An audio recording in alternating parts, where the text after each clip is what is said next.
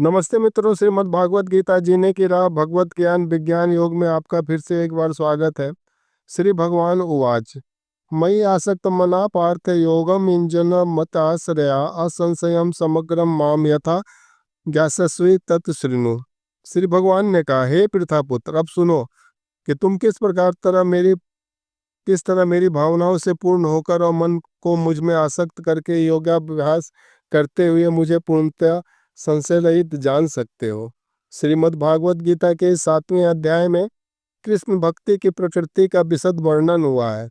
कृष्ण समस्त ऐश्वर्यों से पूर्ण है और वे इन्हें किस प्रकार प्रकट करते हैं, इसका वर्णन इसमें हुआ है। इसके अतिरिक्त इस अध्याय में इसका भी वर्णन हुआ है कि 4 प्रकार के भाग्यशाली व्यक्ति कृष्ण के प्रति आसक्त होते हैं और 4 प्रकार के भाग्यहीन व्यक्ति कृष्ण के शरण में कभी नहीं जाते हैं।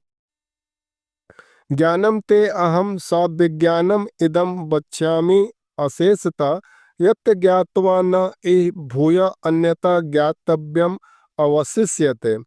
अब मैं तुमसे पूर्ण रूप से व्यवहारिक तथा दिव्य ज्ञान कहूँगा।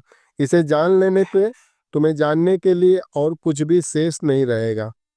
पूर्ण ज्ञान में प्रत्यक्ष जगत, इसके पीछे काम करने वाला आत्मा तथा इन दोनों के उद्गम सम्मिलित हैं। यह दिव्य ज्ञान है।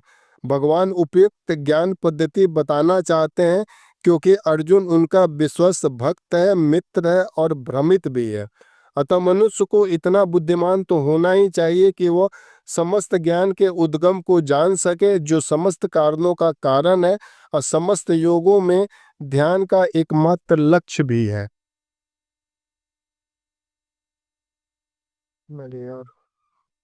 मनुष्याणां सहस्रषु कश्चित् यतति सिद्धये यतताम् अपि सिद्धिनां कंचित माम वेति तत्वतः। कई हजार मनुष्यों में से कोई एक सिद्धि के लिए ही प्रयत्नशील होता है और इस तरह सिद्धि प्राप्त करने वालों में बिरला ही कोई मुझे एक वास्तव में जान पाता है।